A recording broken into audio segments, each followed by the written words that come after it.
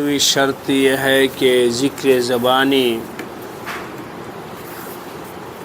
उसके माना को क़ल्ब में हाजिर करके पूरी शिद्दत और ताकत के साथ खुफिया या बिलजहर जैसा भी हो उसको तलक़ीन किया गया है, हमेशा करता रहे, यहाँ तक कि ज़िक्र का असर उसकी रगों में पहुँच जाए।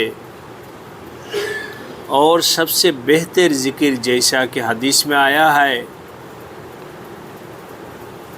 ला इलाहा इल्लल्लाह है। हक़ ताला ने हज़रत सल्लल्लाहु अलैहि वसल्लम को उसी कलिमा के मालूम करने को इरशाद फरमाया।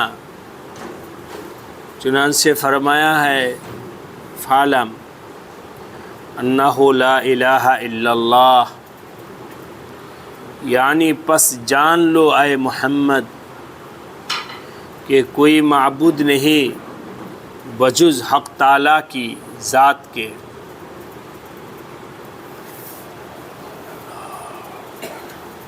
अल्लाह के पावर जुन्ने बंदार जुन्ने मुजाहदा मेहनत करा ज़रूरी। अल्लाह के पावर जुन्ने चेष्टा करते होबे, मेहनत करते होबे, मुजाहदा करते होबे। সেই মেহনত মুজাহাদার একটা আমল হলো আল্লাহর জিকির করা। কিভাবে জিকির করব? হাদিসে নবী আলাইহিস সালাম থেকে যে সমস্ত জিকির মারউই আছে, বর্ণিত আছে, ওই সমস্ত জিকির, ওই সমস্ত শব্দের জিকির অথবা আকাবির ও আসলাফ পূর্ববর্তী বুজুর্গানে দিন আল্লাহওয়ালাগণ তাদের অভিজ্ঞতায় যে সমস্ত শব্দের জিকির করতে বলেছেন, ওই শব্দগুলোর অর্থটা বোঝা, যে আমি জিকির করতেছি কি বলতেছি, অর্থ এবং মর্মটা ভালো করে উপলব্ধি করা, এটা একটা কাজ। যেমন সুবহানাল্লাহ, এটা একটা জিকির। অর্থ কি? আল্লাহ পুত পবিত্র।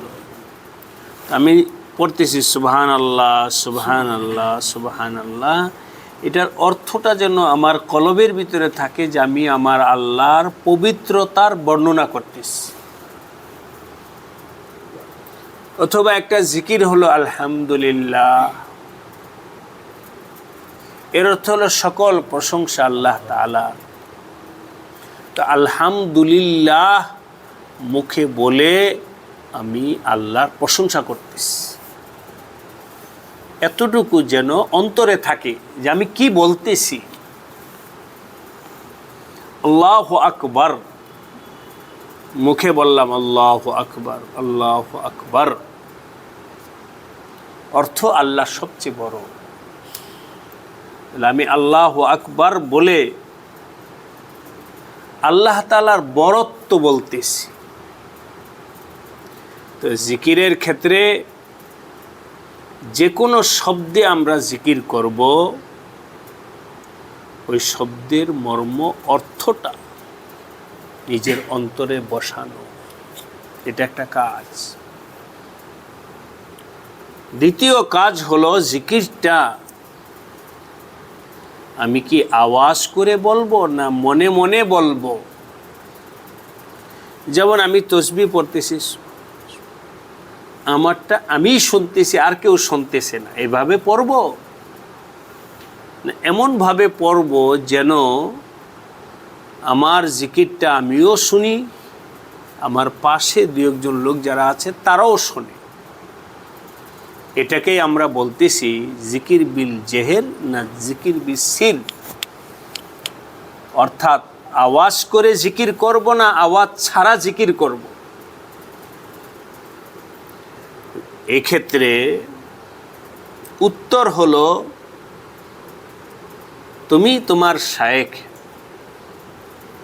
যিনি তোমাকে এই জিকিরটা করতে বলছে, সবকটা তোমাকে দিছেন, উনি কিভাবে জিকির করতে বলছেন। উনি যদি সির বলেন,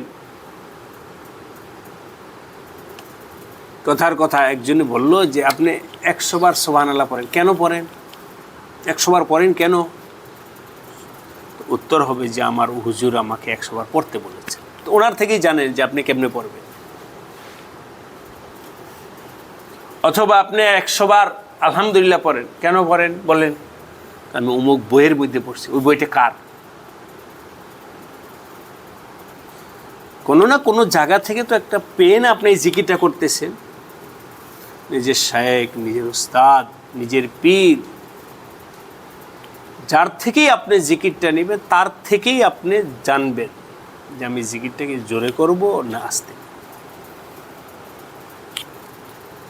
जैसा भी तलकीन किया गया है, তোমাকে যেভাবে জিকির করতে বলেছেন ওইভাবে করো, নিজের আকল বুদ্ধি দিয়া নয়।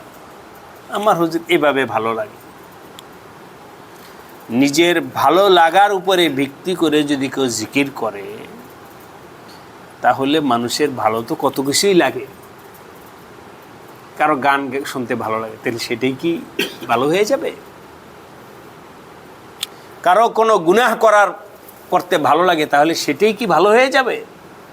না, নিজের ভালো লাগা নয়, বরং আল্লাহ এবং রাসূল অথবা আল্লাহর ওলি যারা আছে ওনারা যেভাবে জিকির করতে বলেছেন, শিখাইছেন, ওইভাবেই জিকির করো, বিল জেহের ইয়া সির। দুইটা বিষয় গেল। 3 নাম্বার হলো জিকিরটা নিয়মিত করা। এমন না যে আজকে করলাম আর খবর নাই, না না, নিয়মিত করো। এভাবে আমাদের মুরব্বীরা বলেন, কলের ভিতরে চাপকল আছে, চাপকলে পানি উঠতে হলে কয়েকবার চাপাইতে হয়। একবার চাপ দিছে পানি ওঠে না, তো আবার দাও, আবার দাও।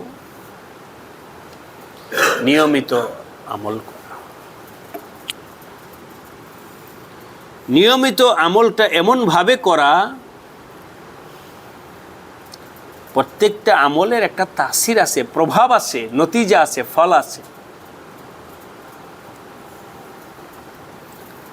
নতিজা এবং ফল হলো, যখন কেউ নিয়মিত জিকির করবে, রোজানা প্রত্যেক দিন জিকির করবে, আল্লাহকে ডাকবে, তখন তার দিলের মধ্যে আল্লাহর প্রতি মহব্বত বাড়তে থাকবে, ইবাদতে মজা পাবে, চোখে পানি আসবে, গুনার প্রতি নফরত পয়দা হবে, অনাগ্রহ পয়দা হবে, হুব্বে যা হুব্বে মাল খতম হবে, দুনিয়ার আকর্ষণ কমবে, পদের আকর্ষণ কমবে, পদের মোহ হবে না, টাকা পয়সা ধন সম্পদের প্রতি লালায়িত হবে না। এই সবগুলো হলো জিকিরের তাসির। কেউ যদি অর্থসহ, অর্থ বুঝে, নিয়মিত তরতিব অনুযায়ী জিকির করে, এক সময় তার এই সিফাতগুলো দিলের মধ্যে পয়দা হবে, इबादतेर मध्य मजा হবে। जिकिर का असर उसकी रगों में पहुंच जाए और सबसे बेहतर, बस एक उदाहरण हिसाबे हजरत बोलेছেন